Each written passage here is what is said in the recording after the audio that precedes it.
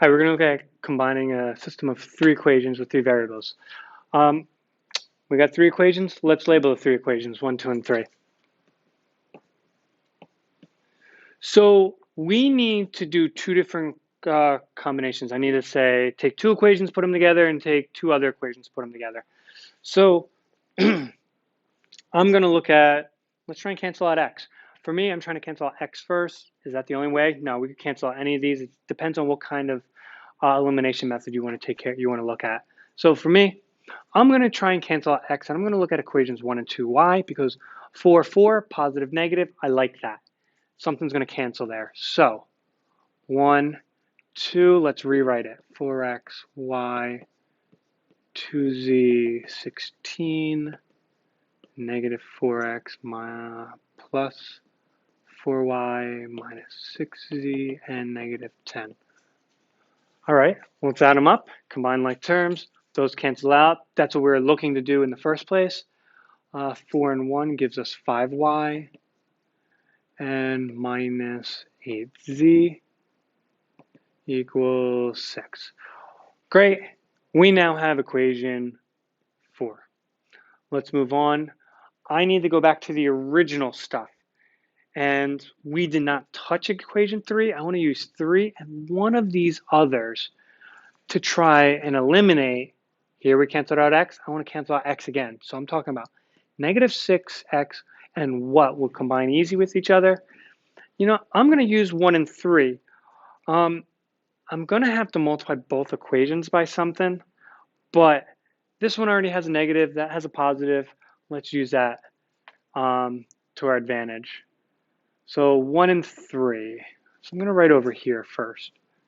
1 and 3.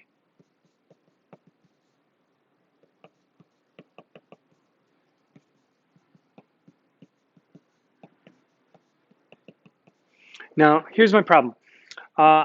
X, the numbers in front of x are not the same, but I need to turn them into the same thing. So what's a number that 4 and 6 both go into?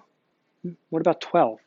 I want both of these to turn to a 12, so we have to multiply some stuff. So I want to take this whole problem and multiply it by something to turn that negative 6 to a 12. We're going to multiply it by a 2. I'm going to take my whole problem up top. I want that 4 to turn to a 12. We're going to multiply that by a 3. Let's distribute and see what we come up with. So our new numbers 1 and 3 are going to be 12x, 3y minus 6z equals 30, 48. On the bottom, negative 12x, 10y minus 6z equals negative 6. Now, when we combine, my x's cancel out, just like up top. Remember, we want to try and get same number, one positive, one negative. Let's combine everything else now. So we get 13y minus 12z and 42. This now is our new equation 5. Okay, once we get 4 and 5, I now need to combine these two somehow. So let's rewrite 4 and 5. 5y minus 8z equals 6. 13y minus 12z equals 42. So here we're running into a problem. Our y's don't cancel, our z's don't cancel, but we're going to have to multiply them by something in order to cancel. Here's where we're going to have to take both equations and multiply by something. So 8 and 12, they both go into 24. So let's take this group, multiply by 3. We'll take this group, multiply by 2. Do I need to worry about a negative out here? Well, no, one's negative and negative. So let's turn that to a negative. So we'll get a positive in the middle. So let's rewrite equations 4 and 5. We're going to come up with negative 15y plus 24z equals negative 18. On the bottom, 26y minus 24z equals 84. Now, if I use my elimination method here, my z's, 1 positive, 1 negative, 24, 24, are gone. My y's, 26 minus 15 gives us 11y equals, where are we at? The minus 4, 66. Okay. Y is almost the only variable there. Let's get y alone. We can inverse of multiplication is division. So let's divide. Goodbye. Y equals 6. Good. One answer. I now need to go work my way backwards and figure out what is x and z. Well, let's start by going to original equations 4 and 5. I can go there, there, or up here.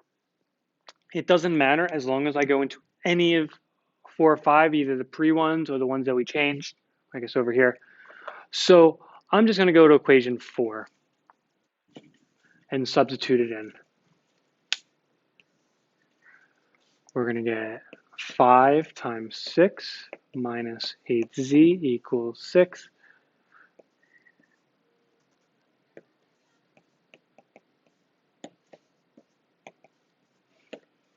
Negative 8z equals negative 24. Inverse of multiplication is division. Z equals negative negative is going to give us a positive. 24 and 8 gives us 3. Okay, we have y, we have z. We now need to find x. We need to take these two and come back all the way to the beginning. Pick one, anyone. I don't really care which one we use. Let's go for equation number 1. So we're going to say 4 times, we're looking for x, plus my y value is 6, minus 2 times my z value is 3, equals 16. 4x plus 6 minus 6, they're gone. Divide by 4, x equals 4. Congratulations. We now have our 3 coordinates, or our 3 parts of the coordinate. We're going to write it as a coordinate, x comma y comma z. 4, 6, and 3. And that's our final answer. And that is solving a system of 3 equations with 3 variables.